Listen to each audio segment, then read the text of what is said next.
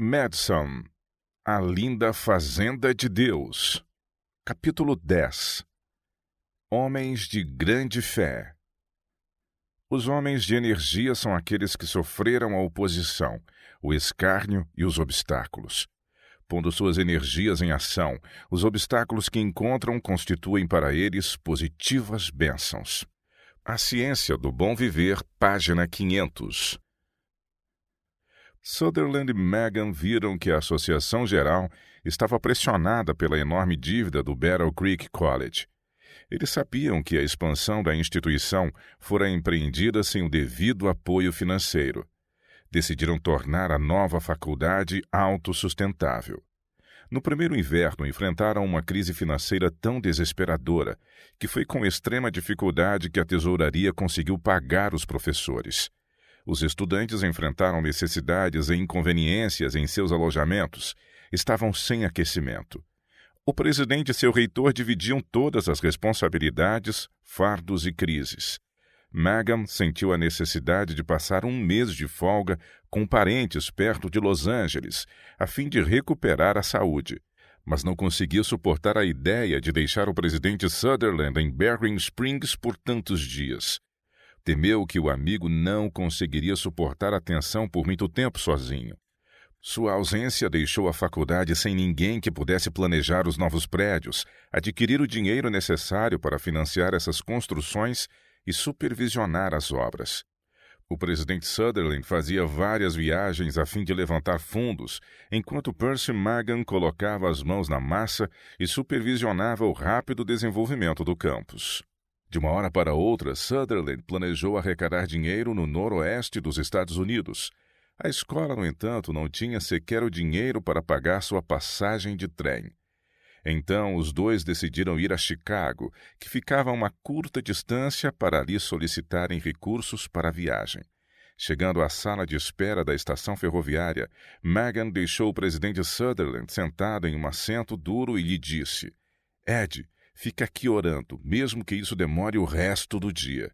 Então ele se dirigiu ao escritório do diretor da ferrovia. Para sua surpresa, encontrou o homem pálido e trêmulo sentado à mesa. "Amigo", disse Megan, cheio de compaixão, "percebo que você está sofrendo. Pode me falar de sua dor?" O homem passou uma hora inteira contando sobre a morte de suas 2 filhas e a doença grave de sua esposa. Megan tentava confortá-lo quando, de repente, o oficial disse: "Mas você não veio aqui para ouvir isso. Em que posso lhe ajudar?" Megan não se apressou em contar sua necessidade, mas continuou a discorrer sobre o amor de Deus e sobre sua boa vontade em suportar nossas dores e carregar nossas tristezas. Então, com muito tato, explicou a necessidade da faculdade, o propósito de seu trabalho e que seu programa de construção não poderia continuar a menos que o presidente conseguisse obter doações de amigos no noroeste do país. Por fim, Megan admitiu que o presidente Sutherland necessitava de uma passagem. O diretor assinou um papel. Megan se apressou em ir ao guichê e correu de volta para a sala de espera, interrompendo as orações de Sutherland, com 5 passagens para os diferentes locais aos quais necessitava ir. Ed embarcou no trem da tarde. Frequentemente ele falava acerca de seu mestre. Parecia ter uma comunhão muito especial com Deus. Sua fé no mestre era simples e sincera. E como ele amava cantar o hino "A Fé dos Nossos Pais." Desenvolvera essa experiência ao longo de anos andando com Deus, sempre de joelhos em oração. Ele passou por uma experiência desse tipo quando estava a caminho de visitar um amigo no estado do Oregon, de quem esperava receber uma doação substancial. Subiu uma montanha para orar. Ao atingir o topo de um pico alto, sobreveio-lhe um sentimento de solidão e desolação, um temor que lhe inspirou uma profunda impressão de proximidade da eternidade e do mundo espiritual, assemelhando-se aos pensamentos que vêm à mente quando se está sozinho num cemitério. O forte murmúrio misturado de várias torrentes surgia gradualmente dos sombrios penhascos e dos profundos desfiladeiros abaixo. De vez em quando, O som ensurdecedor e prolongado de uma avalanche interrompia a terrível solidão, como se fosse o marchar de exércitos invisíveis, atropelando as indefiníveis nuvens e varrendo o ar. Os frios picos cobertos de neve, perfurando o céu silencioso, pareciam monumentos colossais de um mundo arruinado e solitário em meio de um deserto de morte. A total ausência de qualquer som ou formas de vida, tudo conspirava para encher sua alma de um opressivo senso de solidão e desolação. Ele continuou a orar e a humilhar-se perante seu Criador. De repente, nas primeiras horas da manhã, a luz começou a romper e as cavernas escuras começaram a desaparecer, tomando a forma de belas formações rochosas. Os picos cobertos de neve agora reluziam como gigantescas joias, e os pássaros se juntavam aos sons dos riachos em canções de louvor, pois o dia havia raiado. Sentiu-se aliviado e, com uma fé serena, dormiu por pouco tempo. Acordou descansado e revigorado como se tivesse dormido a noite toda. Naquele dia, ele foi recompensado com o maior presente que poderia haver recebido. A visão que Sutherland e Megan mantinham no coração e na mente desde 1895 tornou-se sua razão de viver. Para aprender e demonstrar a verdadeira ciência da educação, empenharam todas as suas forças, tempo e pensamentos. A mudança da faculdade para Berrien Springs foi um grande passo à frente. Agora, trabalhavam com todos os meios possíveis ao seu alcance para nutrir e erguer o Emmanuel Missionary College.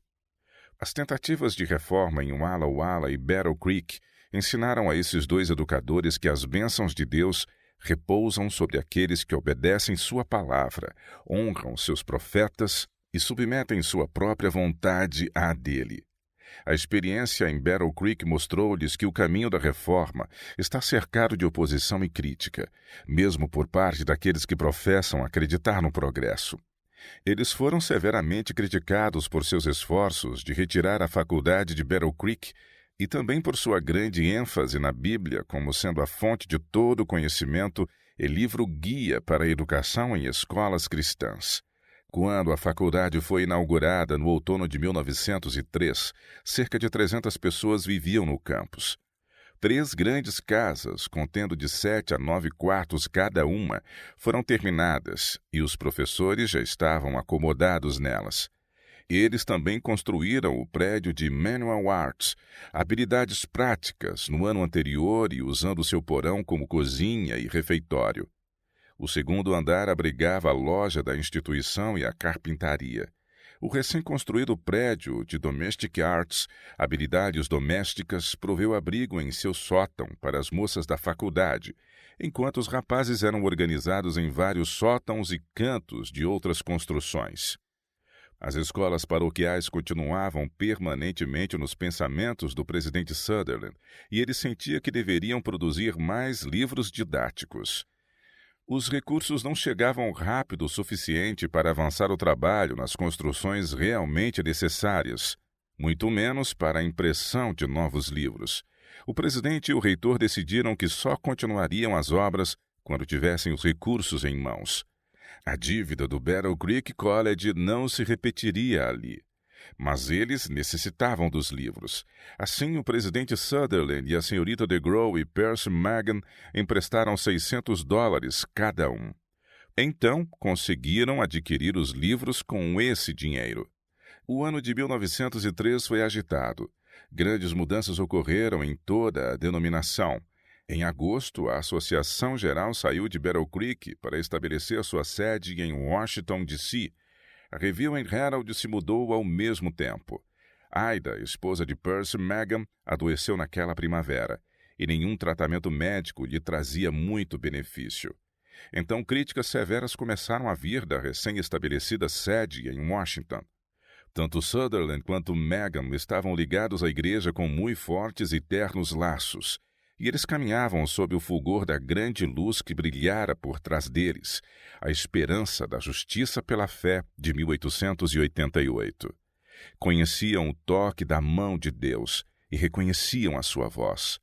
Percy Magan expressou sua atitude por meio das seguintes palavras: Eu sei que essas provações nos são permitidas não para suscitar de nosso caráter a amargura, mas para lançar sobre nossas vidas toda a fragrância que Deus tem para oferecer.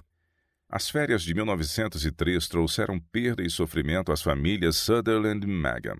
A tia de Sutherland, Neil Drillard, e seu marido, Alvan, haviam retornado recentemente da África, onde atuaram como missionários. Em seguida, eles se estabeleceram em Berrien Springs, onde se uniram ao corpo docente da faculdade e, com entusiasmo, se entregaram ao programa de reforma.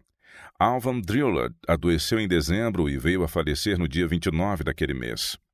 Agora, Ida Magan estava o tempo inteiro no hospital, mas as esperanças de sua recuperação se desvaneciam a cada dia.